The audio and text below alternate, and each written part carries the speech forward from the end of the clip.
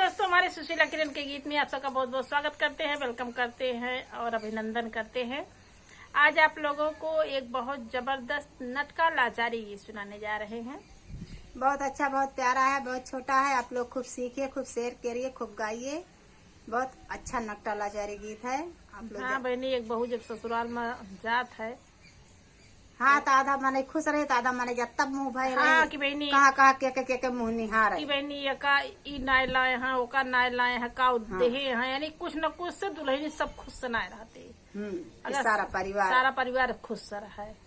और हमारे किना अगर जेठान मिली रहा है तो वह और मुंह फुलाए रही है कि देवरानी का उतर धरती का आज सब देखा तो ये अब बतावे हम ऐसे लागे तो किनका देख हम धरती का मेरा अंडा तो जितना हम तेल पियर दिए थे यानी कि कौनो रात जेठान ऐसे हुए थे, देवरान आवत थी ना खुशी मन से रही, इसे मनो जेठानी है। बहनी खुश ना आई अरे बहनी वैसे खुश रात ऊपरा साफ सबका देखावे खातिर बड़े अड़े देखे ना तो कैसे करत थी आपे सब जाना है। वाह बहनी तो यही के ऊपर आज गीतियों लड़की है ही कि देखा एक दुल्हन जब ससुराल में आवत है तो कैसे सब मुंह फुलाए रहा था, लेकिन बेचारी काव करे जैसे का बिना बोले ना न बोले तो ये होए मैंने कई का सीख के आया है। हाँ उसी के ऊपर है। बहुत बेहतरीन गीत बाटे, आप लोग जरूर सीखिए, शेयर करिए और गाइए। तो हमें आप सब सुने नटका लाचारी गीत। हाँ मार जियरा भौजी लागत नाही, हमार जियरा भौजी लागत नाही, हमार जियरा बेचारी अपने भौजाई से फोन के माध्यम से पूछत हुआ कि भौजी हमार जियरा ना लागत बाटे। तो देखें कि बेचारी आप बीती कैसे बतावत है अपने भौजाई से। आप लोग लास्ट तक जरूर बने रहिए, बहुत जबरदस्त गीत बा।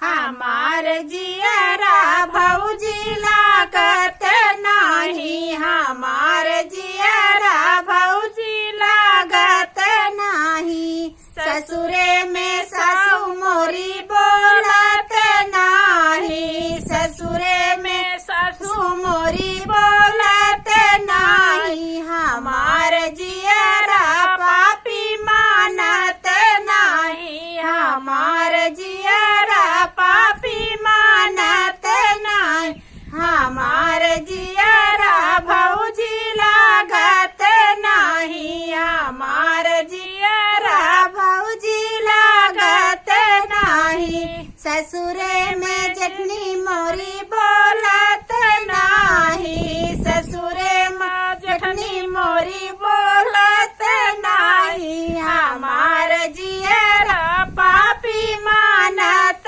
नाही, हमार जियरा हंसी लागत बाटे, इनकी इसे हंसी लागत है जगह ऊपर जैसे बीता तो सीरियस हो जाए, जब हमारे ऊपर बीती भी हम सीरियस हो जाते उनके हंसी लागत भी है।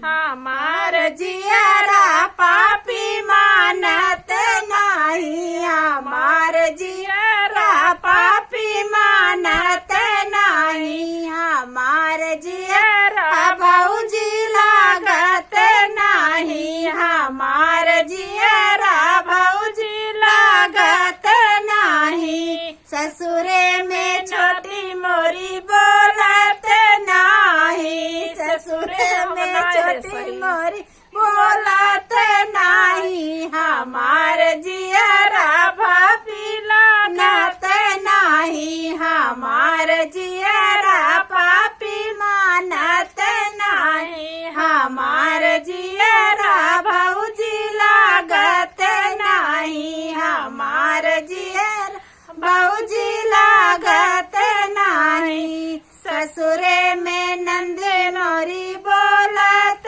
नाही, ससुरे में नंदी मोरी बोलत नाही, हमार जियरा भाभी मानत नाही, हमार जियरा पापी मानत नाही, हमार जियरा भौजी लागत नाही, हमार जियरा भौजी लागत नाही। हेलो साथी, बहुत जबरदस्त गीत बा। एक ननद अपनी भाभी से कहती है, हम लोग भी वही गाए हैं, आप लोग खूब सीख के गाइएगा भी। हाँ बनी आप बीती बतावत बेटा कि बिना बोले से ना बोलती लेकिन बिना अच्छा बोले बोलब अच्छी बात बा भाई, बोले चाहबे करी। तब बनी परिवार में हिल मिल के रह चाहिए ना। नहीं बेटे दुल्हन नहीं बा तो उसे क्यों बोलबे न करा। हमारे जेठानी इसे करते नहीं बहनी, आज बहुत हंसती हैं आप सबके सामने। तो बहुत जबरदस्त गीत है ऊपर लेके आई। आप सबका अगर पसंद आए तो चैनल को लाइक और सब्सक्राइब जरूर करिए और कमेंट के माध्यम से जरूर बताइए कि हमारी की ना सबके जेठानी है, खाली हमारे जेठानी है। आप सब कमेंट के माध्यम से बताइए दौरान कैसन बा, यानी कि एकदम क्लियर बताइए आप सब कमेंट के माध्यम से कि ये ऐसे जेठान सबका यहाँ है, खाली हमारे यहाँ है। आप सब फुल वाच करके सुनिए, फिर मिलेंगे आपको अगले गाने में। तब तक के लिए जय जेठान। जय श्री राम।